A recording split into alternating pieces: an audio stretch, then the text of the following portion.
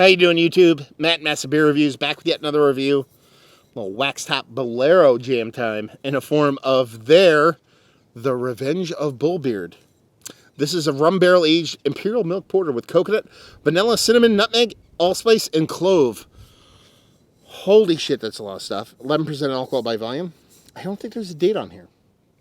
This is given to me by Jeff. Thank you very much, brother. He's done beer mails with me a couple times. He's not too far away from me in Jersey, and in one of the beer mails he sent me, he said, anytime you're around Twin Elephant, because that's a brewery out by Chatham, New Jersey, and he's like, anytime you're there, reach out, let me know. And I was going today. I was like, hey, dude, want to chug a beer? And we ended up hanging out for about an hour, drank a couple beers, and he's like, man, I brought a couple of beers with me, and here we are. So I'm like, okay, I'm doing my outdoor reviews. I have a glass. Let's go to this. Then I realize I have my shitty bottle opener for my keys and nothing to cut this with. So I figured it'd be really fun to try to work through this with a car key. So we'll see how well I think this is going to actually turn out really well. I think car keys are underrated when it comes to being an opening device. So we'll see how this works. So, plus you have to be skilled at the sweet science of bottle opening, which I am not. So we'll see what happens here. This is thick wax, so this is gonna be funny. Actually, it's funny. My buddy Keith is actually sitting over there. He's like, I might have a blade in my car, and I was like, you know what? Let me just use my key and try to open it and struggle with it, because I'm sure you guys will get a kick out of it. So I think I actually got it. My barn's right there. I could fucking go get a fucking knife if I wanted to, but I'm a sadomasochist. What can I say? I think this is where it's going to run amok, because I don't think this bottle opener, suck it, bottle, I will open you and you will be drank. So there you go. I'm king shit of opening bottles. Not really, but yeah. Let's give this an aggressive pour. You're talking rum barrel aged with a bunch of adjuncts. I want to see where this goes. Keys. You can move. So I decided to give this an aggressive pour because I didn't think I'd be able to generate a head on it. This dude is wrong, because that is a multi-tiered crazy motherfucking head on there. It is just south of where I like my coffee to look like. It is fucking spicy to hell. They're talking about nutmeg, allspice, and clove. Somebody had a lot of clove, because that's what I'm getting on here. Now, here's this trick. I think I might be slightly allergic to clove, so I think my body's a little bit more kind of in tune to picking it up. So that might be a thing to think about when I review this beer. So you're talking about just under 2 fingers, milkshake style head, tight compact bubbles. She looks like a big old stout. Oh my God, there's so much spiciness. It's just, I'm outdoors and there's wind, and I'm getting this. So let's just dive in. I mean, it's super impactful from the adjunct components. I'm not really getting a big kind of beerness from it. I'm not getting much as far as roasted malts or whatever, but I think that's just because it's being overpowered by everything in the beer. You're definitely getting cinnamon in there. You're definitely getting all those kind of, that allspice, nutmeg, a clove out the wazoo, and the rum really does come through. It's nice and rich and sweet. It comes off like very much a winter beer, which a lot of these kind of spices and notes would come off anyway. I mean, it's powerful, but it's really hard to dig through it and get to the beer portion of the show. It's 11%, so it's not a tiny beer, but it's just kind of hard to get there. See how the taste goes down. Cheers.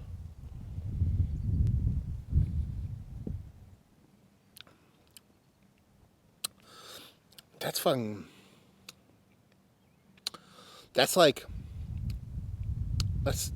all the adjuncts belong to us.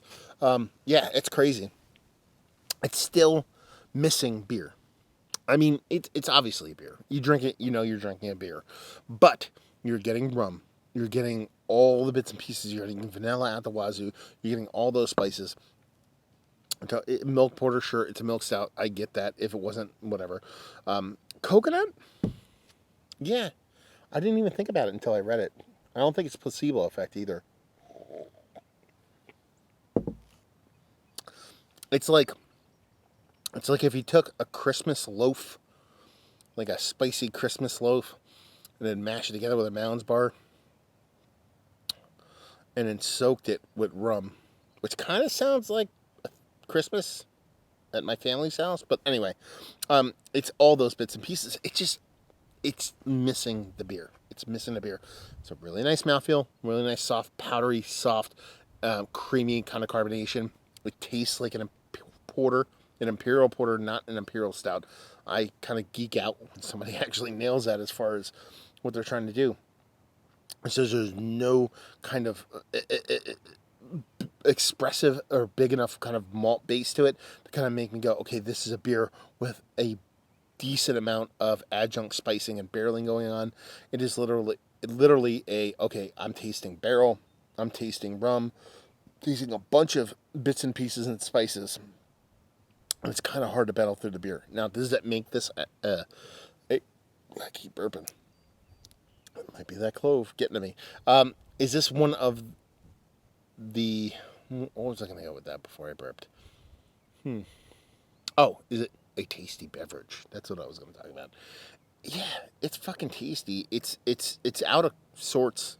It's a bit herky-jerky. The spices are not super cohesive. Some of it is. But with the nutmeg being a bit too big, it kind of sends it for a little bit of a tizzy. But it's fun. It's unique beer. I dig what I'm drinking, but is a great beer. That's where it kind of jumps the shark for me a little bit. It's fun. It's cool. I dig it. But at the same time, I just wish I had a little bit more of kind of reserved hand when it came to some of those spices and let the beer be just a little bit more showy. And I think that combination of those two would bring a balance to the beer that would be a little bit more kind of fantastic. I was going to try to make a bull pun like Fantastic Bull or some shit like that because it's Bolero Snort. But yeah, I like it. It's fun. I dig it. Like I said, Jeff was like, "Oh, I love this beer. I think you'll dig it." And I can get why people love this. If you get down with the whole adjunct game and you like flavors and all kinds of impactful stuff in your beer, I can see people really going gaga for this. But it just gets a little bit too kind of crazy for me to kind of go insane over. But at the same time, I'm glad I got to try it. It's super fun. It's a fun beer. That's the word I keep saying. I think that's really the word you should grasp onto. Is it a great beer? No. Is it like a well-made? I don't want to go there, well-made. Is it a kind of balanced beer? No. Is it a bunch of different adjectives and adverbs? No. Is it a fun beer? That is what this beer is. And that's kind of what beer's supposed to be. Kind of fun, you know? Let's talk about it. It's one of the better barrel-aged stouts I've had as of late. It's just barely squeaking in there. It's worthy of being talked about, but at the same time, I'm not going to put it up there just because of how kind of herky-jerky way a lot of those spices come off. And clove, yeah, just that heavy-handed of it doesn't work for me. Value and availability is Bolero. I believe everything makes shelves. I mean, that's how they do their gypsy brewery at this point, even though they're opening up a brewery. But I don't know what the distribution on this was. And leave you with, if you like what we like this.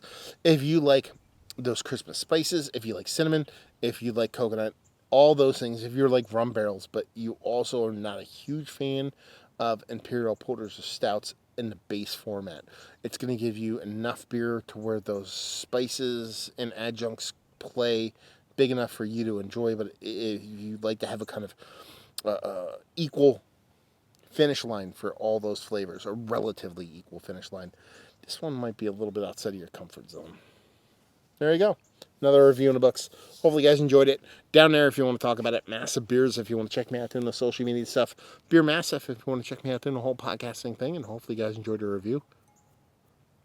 There it is. Hopefully you guys are enjoying a big old barrel-aged stout right now. And hopefully see you next time. Cheers.